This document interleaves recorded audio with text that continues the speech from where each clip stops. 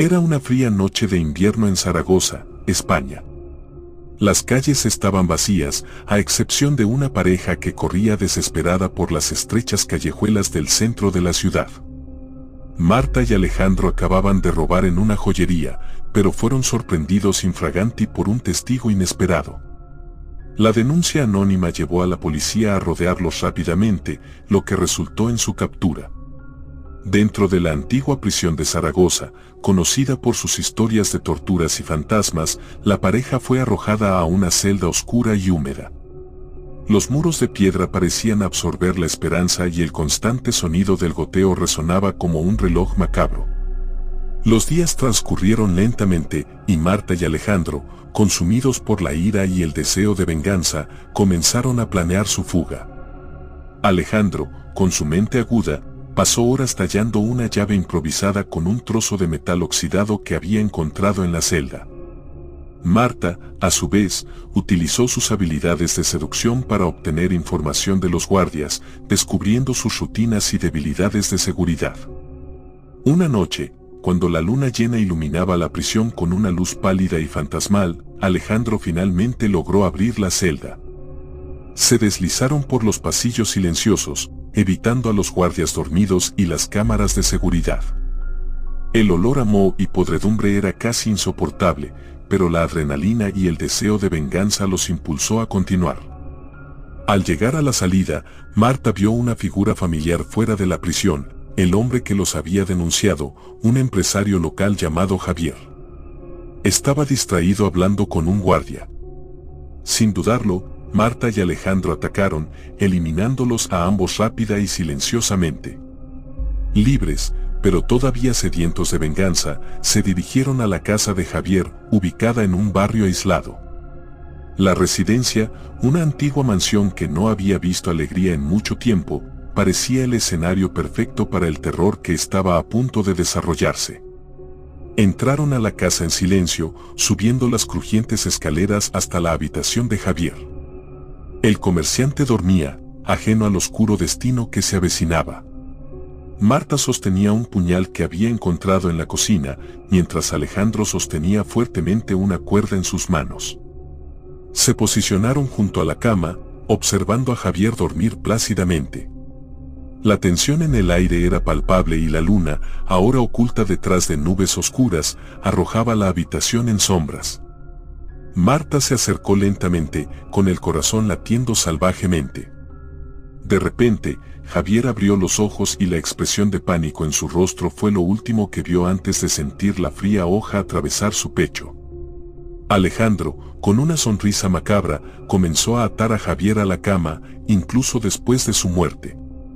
Marta, con manos temblorosas, escribió en la pared con la sangre de Javier: "La venganza es un plato que se sirve frío". La pareja, ahora con la ropa manchada de sangre, abandonó la mansión en silencio, desapareciendo en la oscuridad de la noche. Sabían que las autoridades los perseguirían, pero el sentimiento de venganza cumplida los llenó de oscuro placer. Días después, los vecinos de Zaragoza susurraban historias sobre los espíritus vengativos de Marta y Alejandro, rondando las calles donde fueron capturados. Decían que, en las noches de luna llena, era posible escuchar sus susurros y ver sus sombras a través de los callejones oscuros, buscando nuevas víctimas para su eterna venganza. La prisión de Zaragoza, hoy abandonada, se ha convertido en un lugar evitado por todos. Aquellos lo suficientemente valientes como para aventurarse en sus ruinas afirmaron haber escuchado los gritos de las almas perdidas, mientras que las sombras en las paredes parecían cobrar vida propia. La historia de Marta y Alejandro, convertida en leyenda, perpetuó el terror en los corazones de los habitantes, un recordatorio constante de que el mal nunca descansa. La leyenda de Marta y Alejandro siguió creciendo, y la ciudad de Zaragoza no pudo escapar de la sombra de su oscuro pasado. Los residentes estaban cada vez más inquietos y las noches parecían más largas y oscuras. Algunos dijeron que era solo un cuento para asustar a los niños, pero otros afirmaron haber visto a los espíritus vengativos con sus propios ojos. Un día, un grupo de jóvenes decidió desafiar al destino y explorar la prisión abandonada de Zaragoza. Entre ellos estaban Carlos, Sofía, Javier, no el comerciante, sino un estudiante de historia, y Lucía. Armados con linternas y cámaras, querían registrar cualquier evidencia de actividad paranormal.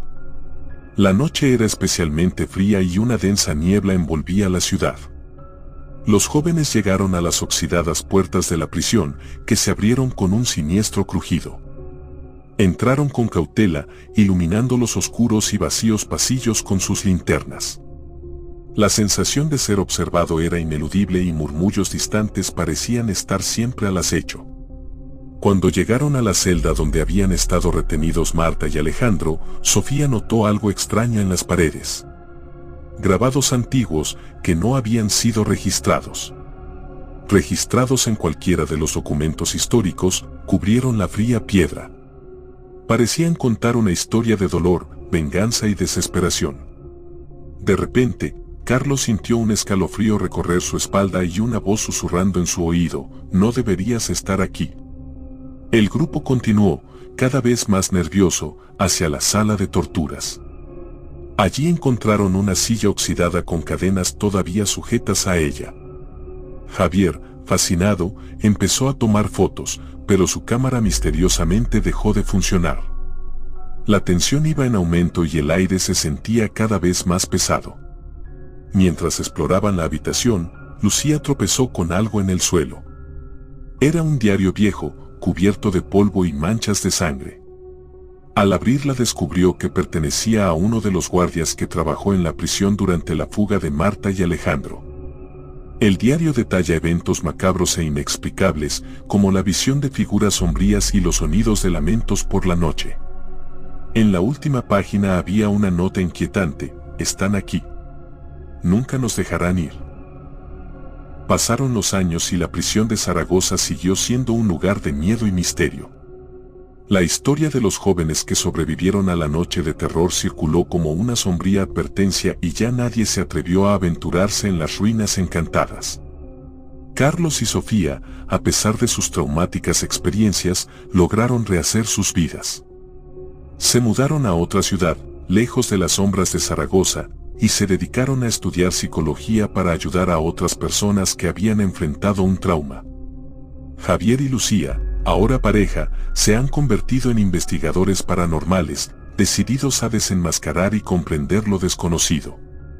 Sin embargo, la leyenda de Marta y Alejandro no ha quedado del todo olvidada. Una noche, un ladrón llamado Ricardo decidió enfrentar sus miedos y demostrar que las historias no eran más que supersticiones. Estaba cansado de su vida criminal y quería tentar al destino, creyendo que la prisión abandonada podría contener algo de valor que podría vender. Ricardo entró en la prisión, la oscuridad lo rodeó como un manto. Sus pasos resonaron en las frías paredes y el aire estaba cargado de un olor a moho y humedad. Encontró el sangriento diario dejado por Lucía y comenzó a leer las últimas páginas, sintiendo un escalofrío al darse cuenta de la seriedad de las palabras. De repente, la temperatura bajó bruscamente y la figura de Alejandro apareció ante él. Ricardo intentó escapar, pero las puertas se cerraron solas, encerrándolo dentro de la celda.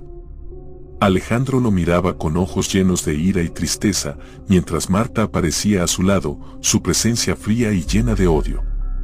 «Elegiste el camino equivocado», susurró Marta, su voz resonó en los muros de la prisión. «Pero todavía hay tiempo para cambiar. Vean lo que nos han hecho la venganza y la violencia. No repitan nuestros errores». Ricardo, paralizado por el miedo, sintió que las lágrimas le rodaban por el rostro. Por primera vez en muchos años, reflexionó sobre su vida criminal y el sufrimiento que había causado. Pidió clemencia y prometió que cambiaría y se convertiría en una mejor persona. La expresión de Alejandro se suavizó y asintió lentamente. «La redención es posible», afirmó. «Pero debe venir del corazón». Con una última mirada, los espíritus de Marta y Alejandro desaparecieron y las puertas de la prisión se abrieron. Ricardo, conmocionado y arrepentido, salió de prisión, sintiendo el peso de sus decisiones y el deseo genuino de cambio. Ricardo cambió su vida por completo. Buscó ayuda, encontró un trabajo honesto y comenzó a trabajar con jóvenes en riesgo, compartiendo su historia para que otros no siguieran el mismo camino oscuro. Se convirtió en un defensor de la justicia y la rehabilitación y utilizó su experiencia para inspirar cambios positivos. La historia de Marta y Alejandro y la experiencia de Ricardo nos recuerdan que la venganza y la violencia solo traen dolor y sufrimiento, perpetuando un ciclo interminable de destrucción. Para quienes cometen delitos, siempre hay un momento de elección. El camino hacia el arrepentimiento y la redención está abierto a todo aquel que desee sinceramente cambiar. El verdadero poder no está en infligir miedo o dolor, sino en superar nuestros propios fallos y construir un futuro mejor. Que esta historia sirva de advertencia e inspiración. Nunca es demasiado tarde para cambiar y buscar la redención. Elijan la paz, la justicia y la compasión, ya que estos son los pilares que sustentan una vida verdaderamente digna.